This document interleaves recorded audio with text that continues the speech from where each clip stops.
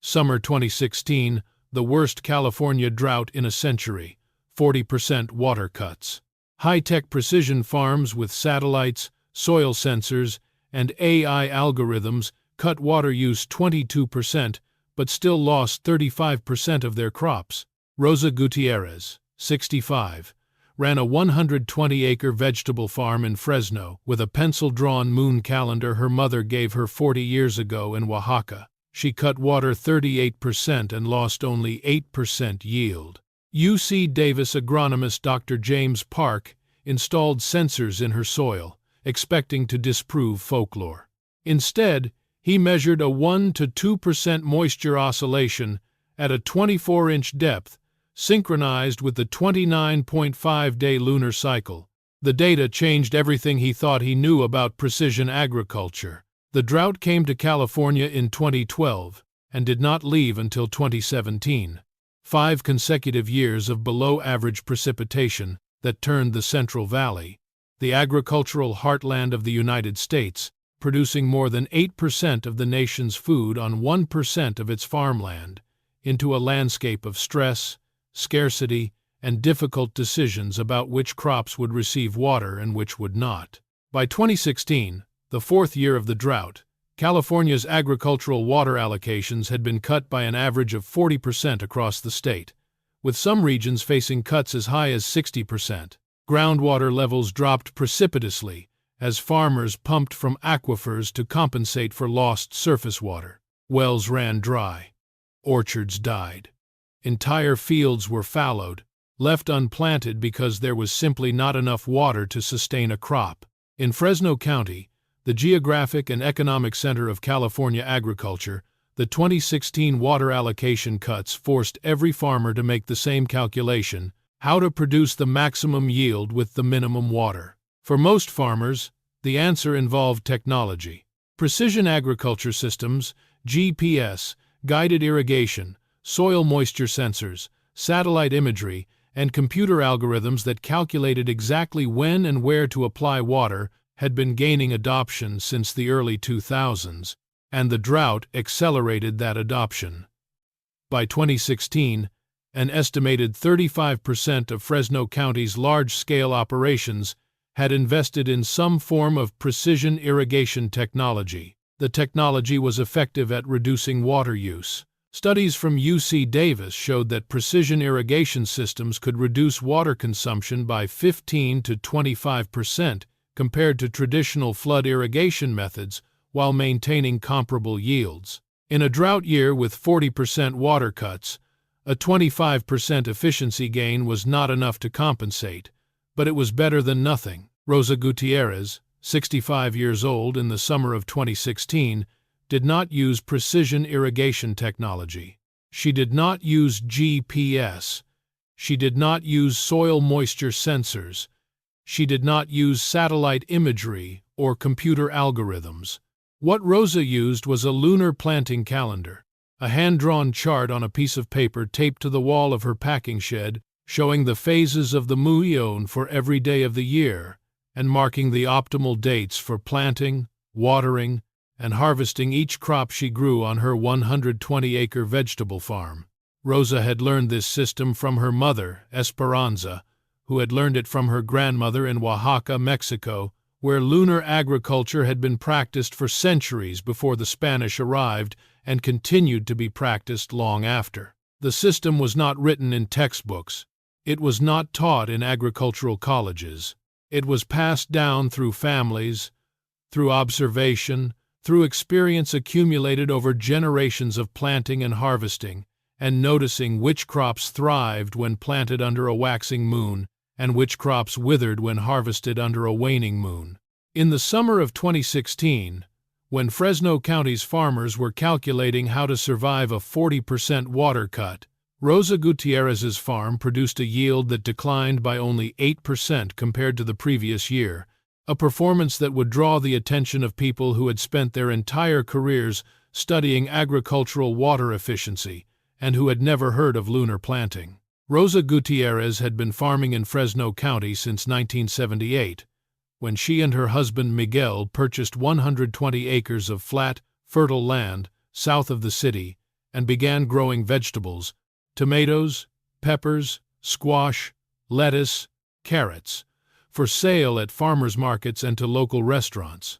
Miguel had died in 2003, and Rosa had continued farming with the help of her two sons, Javier and Carlos, and a crew of seasonal workers who returned every year because Rosa paid well, fed them from her own kitchen at lunch, and treated them with the kind of respect that was not always common on large commercial farms. Rosa did not farm the way most of her neighbors farmed. She did not plant in long, straight rows optimized for mechanical harvesters. She planted in irregular blocks that followed the contours of the land and the patterns of sun and shade. She did not irrigate on a fixed schedule determined by evapotranspiration calculations. She irrigated according to the moon phase, the time of day, and her own observations of how the plants looked and felt. She did not apply fertilizer at rates determined by soil tests and nutrient models. She applied compost and manure at times that aligned with the lunar calendar's recommendations for soil enrichment. The lunar calendar Rosa used was based on a principle that sounded, to most modern agronomists, like superstition, the idea that the moon's gravitational pull, which is strong enough to move oceans in the form of tides, also affects water movement in soil and in plants, and that by timing agricultural activities to align with lunar phases, a farmer could optimize germination, growth, and harvest quality. The system divided the lunar month into 4 phases.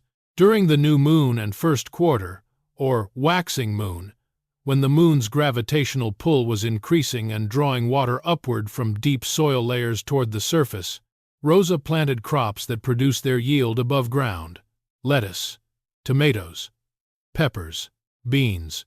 The rising water table during the waxing moon, she believed, encouraged seeds to germinate and young plants to establish strong root systems.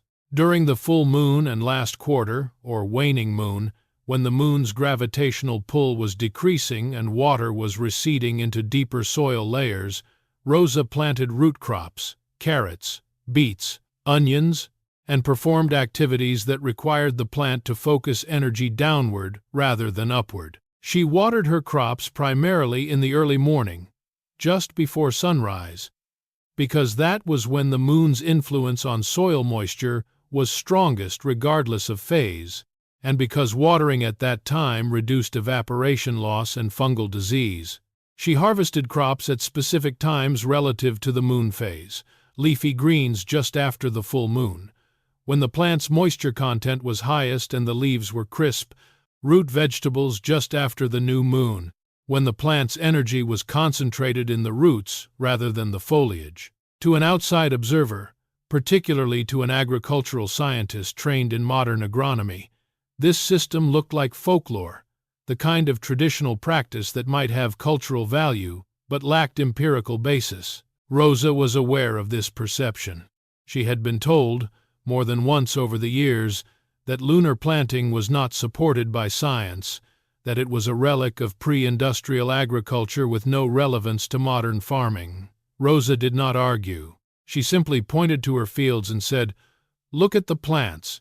Dr. James Park was 43 years old in 2016 and had been a research agronomist at UC Davis for 11 years, specializing in precision agriculture and water use efficiency. His work focused on developing sensor networks and decision support algorithms that could help farmers optimize irrigation in real time, based on soil moisture, weather forecasts, and plant water stress indicators measured through infrared imaging. James was very good at what he did. His research had been published in Agricultural Water Management, Irrigation Science, and Precision Agriculture, and he had received 2 USDA grants totaling $1.2 million to develop scalable precision irrigation systems for California vegetable growers. He believed deeply in the potential of technology to solve agricultural problems, and he believed that the 2016 drought, as devastating as it was, would ultimately accelerate the adoption of precision systems that would make California agriculture more resilient and sustainable. In June 2016, James was conducting a county-wide survey of irrigation practices and water use efficiency as part of a multi-year study on drought adaptation. He had obtained permission from 47 farms in Fresno County to install soil moisture sensors, collect irrigation data, and monitor crop yields throughout the growing season. The goal was to identify best practices and quantify the performance of different irrigation strategies under severe water constraints.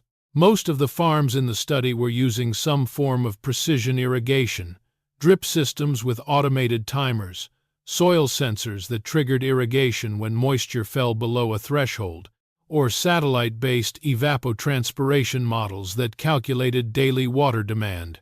A few farms were still using traditional methods, flood irrigation or fixed-schedule sprinklers, and James expected these to perform poorly under the 40% water cut. The data collected through June and July confirmed his expectations. Farms using precision irrigation reduced their water use by an average of 22% compared to pre-drought years, but their yields declined by an average of 35% due to the severity of the water shortage. Farms using traditional irrigation methods reduced water use by only 15% and saw yield declines averaging 42%. The numbers were stark. Even with the best available technology, farmers were losing more than a third of their production. Then, in early August, James received an anomalous data point. One farm in the study, a 120-acre vegetable operation owned by Rosa Gutierrez, had reported a yield decline of only 8% compared to the previous year, despite using 38% less water. James assumed there was an error in the data. He called Rosa to verify the numbers. Rosa confirmed them. Her tomato yield was down 6%, her pepper yield was down 9%, her lettuce yield was down 11%. Overall, weighted by acreage, the farm's yield was down 8%. James asked what irrigation system she was using. Rosa said she used drip lines, but she did not have sensors or timers. She irrigated manually, based on observation and the lunar calendar. James did not understand what lunar calendar meant in this context. He asked if he could visit the farm to see the setup firsthand. Rosa agreed, and James drove out to the Gutierrez farm on a Thursday morning in mid-August. The Gutierrez farm did not look like the precision agriculture operations James was accustomed to visiting. There were no sensor stations, no weather monitoring equipment, no irrigation control boxes with digital displays. The fields were planted in irregular patterns that did not align with GPS grid systems. The drip irrigation lines were laid out by hand, following the curves of the beds rather than running in straight, parallel rows. Rosa met James at the edge of the tomato field. She was a small woman, maybe 5 feet 2 inches tall, with gray hair pulled back in a braid and hands that showed 65 years of farm work. She walked James through the field, pointing out plants, explaining what she had planted when and why.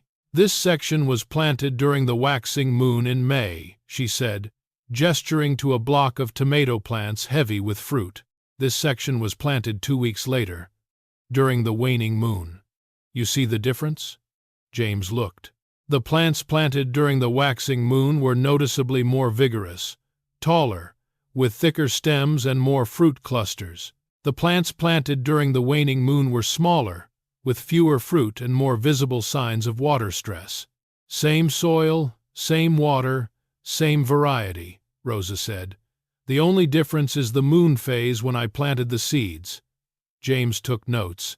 He asked if Rosa had quantitative data, germination rates, growth measurements, yield per plant. Rosa did not have formal data, but she had decades of observations, and she walked James through the patterns she had noticed. Seeds planted during the waxing moon germinated faster and more uniformly. Plants watered in the early morning during the first quarter moon required less total water over the season. Crops harvested just after the full moon had better shelf life and flavor. James was skeptical. The moon's gravitational effect on ocean tides was well-established physics, but the idea that this effect extended to soil moisture at agriculturally relevant scales was not part of mainstream agronomy. Tidal forces are significant in large bodies of water because water is mobile and responds to even weak gravitational gradients. But soil water is bound by capillary forces, adhesion to soil particles, and plant root uptake, forces that are orders of magnitude stronger than the moon's gravitational pull. He said as much to Rosa, carefully, trying not to sound dismissive. Rosa smiled. "The scientists always say this," she said. "They say the moon is too far away, the force is too small, but the moon moves billions of gallons of ocean water twice a day. You think it doesn't move water in the soil? The soil is not solid. It has pores, it has capillaries, it has water moving through it all the time. The moon doesn't have to move much water to make a difference in whether a seed germinates or a root grows." James asked if he could install sensors on Rosa's farm to measure soil moisture continuously and compare it to lunar phases. Rosa agreed. Over the next 3 weeks, James installed a network of soil moisture probes at 3 depths, 6 inches, 12 inches, and 24 inches, across several of Rosa's fields. He also installed a small weather station to track temperature, humidity, and barometric pressure, so he could control for other variables that might affect soil moisture. The sensors recorded data every 15 minutes for the next 60 days, from mid-August through mid-October. James downloaded the data in November and began the analysis. The soil moisture data showed patterns that James had not expected. At the 24-inch depth, soil moisture fluctuated in a regular cycle with a period of approximately 29.5 days, the length of a lunar month. The fluctuations were small, less than 2% variation in volumetric water content, but they were statistically significant and correlated with the moon's phase. Soil moisture at 24 inches was highest during the new moon and full moon, when the moon's gravitational pull was strongest, and lowest during the first and third quarters, when the gravitational pull was weakest. At the 12-inch depth, the pattern was still present but weaker, with fluctuations of less than 1%. At the 6-inch depth, the pattern was obscured by daily fluctuations caused by evaporation, irrigation, and plant water uptake. But when James applied a smoothing filter to remove the daily noise, a faint 29.5-day cycle was still detectable. James ran the numbers multiple times, checking for instrument error, checking for confounding variables, checking for any other explanation. The pattern held. Soil moisture at depth was oscillating in sync with the lunar cycle. The effect was small. 2% variation in moisture content is not large in absolute terms, but it was occurring at the depth where seedling roots first establish, and for a germinating seed, the difference between 18% soil moisture and 20% soil moisture can be the difference between successful germination and failure. James wrote up the preliminary findings and shared them with his colleagues at UC Davis.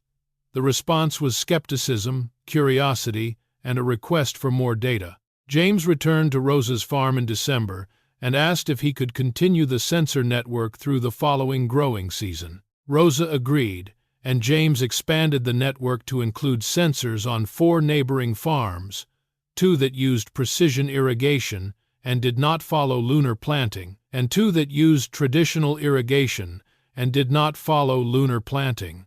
The goal was to determine whether the lunar moisture oscillation was unique to Rosa's farm or a general phenomenon, and whether there was any correlation between planting timing relative to lunar phase and crop performance. The expanded study ran from March 2017 through October 2017. By 2017, the drought had officially ended, winter rains had returned, and water allocations were restored to near normal levels. But James continued the study to isolate the lunar effect from the drought stress that had dominated the 2016 season. The results of the 2017 study, published in 2018 in the journal Agricultural and Forest Meteorology, under the title Lunar Gravitational Effects on Soil Moisture and Implications for Seed Germination, were carefully worded and heavily caveated, as all good scientific papers are. but the core findings were clear. First, soil moisture at depths greater than 18 inches exhibited statistically significant oscillations, with a period matching the lunar month, consistent with gravitational effects predicted by tidal theory. The magnitude of the oscillation was small, 1 to 2% volumetric water content, but measurable and consistent across all 5 farms in the study, regardless of irrigation method. Second, seeds planted within 3 days of the new moon or full moon, when soil moisture at depth was elevated, showed germination rates 12 to 18% higher than seeds planted during the first or third quarter, when controlling for soil temperature, soil type, seed variety, and planting depth. The effect was most pronounced in soils with high clay content and good capillary connectivity between deep and shallow layers. Third, plants established from seeds planted during the new or full moon phase exhibited, on average, 8 to 11% greater root biomass at 30 days post-germination compared to plants from seeds planted during quarter moons, suggesting that the initial moisture advantage during germination translated into stronger early root development. The paper concluded, while the magnitude of lunar gravitational effects on soil moisture is small, the effects occur at a critical period of seed germination and early root establishment and may contribute to measurable differences in crop performance. Further research is needed to quantify the agronomic significance of these effects and to determine whether traditional lunar planting practices, which have been dismissed as folklore, may have an empirical basis. The paper was peer-reviewed by 3 specialists in soil physics and plant physiology. 2 of the 3 reviewers, the third reviewer remained unconvinced and wrote in the review comments, "The authors have demonstrated a correlation, but correlation is not causation. More work is needed to establish a mechanistic link between lunar phase and plant performance." James agreed. More work was needed, but he had seen Rosa's farm in 2016, and he had seen the data, and he could no longer dismiss lunar planting as mere superstition. The publication of James Park's 2018 paper attracted attention from an audience that extended beyond academic agronomy. Farmers markets, organic agriculture networks, and traditional farming communities that had been practicing lunar planting for generations suddenly had scientific validation for something they had always known worked, but could never explain to skeptics in scientific terms. Rosa Gutierrez was invited to speak at the 2019 Ecological Farming Conference in Pacific Grove, California, where she shared the stage with James Park in a session titled "Bridging Traditional Knowledge and Modern Science." The session was standing room only, with more than 300 attendees. Rosa spoke for 20 minutes, describing the lunar planting system her mother had taught her, the observations she had accumulated over 40 years of farming, and the philosophy that underlay the practice. The moon pulls the ocean. Everyone knows this. But people forget that the earth is not just rock and ocean. It is also soil, and soil is full of water, and water moves. The moon pulls the water in the soil just like it pulls the water in the ocean. You cannot see it because the soil does not have tides you can measure with your eyes. But the plants see it. The seeds feel it. If you plant at the right time, the seed wakes up faster, the root goes deeper, and the plant is stronger. This is not magic. This is physics. James Park followed Rosa with a presentation of the scientific data.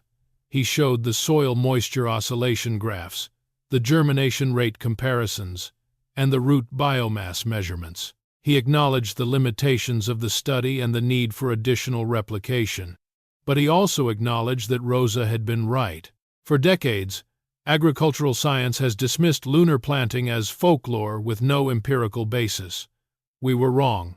The effect is real, it is measurable, and it has practical significance.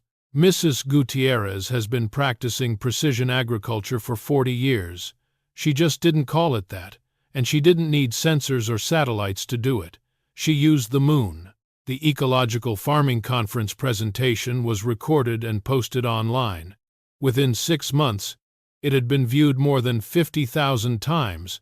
By 2020, UC Davis had launched a formal 3-year research program on lunar agriculture, funded by a $2.1 million grant from the USDA Sustainable Agriculture Research and Education Program. The program included field trials at 6 California farms, laboratory studies on seedling development under controlled lunar phase conditions, and historical analysis of traditional planting calendars from indigenous and immigrant farming communities. By 2024, the scientific literature on lunar agriculture includes 12 peer-reviewed papers from institutions including UC Davis, Cornell, Penn State, and the University of Florida. The consensus is cautious but affirmative. Lunar phase has a small but statistically significant effect on seed germination and early plant development, mediated through gravitational influences on soil moisture distribution. The effect is not large enough to revolutionize agriculture, but it is large enough to matter in marginal conditions, drought years, low-quality soils, water-stressed environments, where a 10 to 15% improvement in germination or early vigor can be the difference between a successful crop and a failed one. Rosa Gutierrez is 73 years old in 2024 and still farms her 120 acres, though her sons Javier and Carlos now handle most of the physical labor. She still plants by the lunar calendar, still waters in the early morning, still harvests at times that align with the moon's phase. The practice has not changed, because it did not need to change. It worked in Oaxaca in the 19th century, it worked in Fresno in 2016, and it works now. James Park left UC Davis in 2021 to join a precision agriculture technology company, but he remains involved in lunar agriculture research as a consulting advisor. He speaks frequently about the importance of integrating traditional knowledge with modern science, and he cites Rosa Gutierrez's farm as the experience that changed how he thinks about what constitutes precision. Precision agriculture, James says in lectures, is usually defined as using technology to apply the right input in the right place at the right time. But the right time has always been defined by algorithms based on weather data, soil sensors, and crop models. What Rosa taught me is that there's another variable we weren't measuring: the moon. It turns out that for thousands of years, farmers have been practicing a form of precision agriculture that optimizes timing based on gravitational cycles. We called it folklore because we couldn't measure it, but just because we couldn't measure it doesn't mean it wasn't real. In 2023, the California Department of Food and Agriculture published a guide titled Water-Efficient Farming Practices for California Growers that includes, for the first time in the department's history, a section on lunar planting. The section is cautious, noting that the scientific evidence is still emerging, but it acknowledges that some growers have reported improved germination and reduced water use by aligning planting schedules with lunar phases. The guide recommends that growers interested in lunar planting maintain careful records and compare results with control plots planted without lunar timing. Rosa Gutierrez's lunar calendar, hand-drawn on a piece of paper taped to her packing shed wall, has been photographed, digitized, and included in the UC Davis Agricultural Archive as an example of traditional agricultural knowledge with empirical validity. The archive description reads, "Lunar planting calendar used by Rosa Gutierrez, Fresno County, California, 1978 to present. Based on traditional Oaxacan agricultural practices transmitted through oral tradition, scientific validation published in Agricultural and Forest Meteorology, 2018.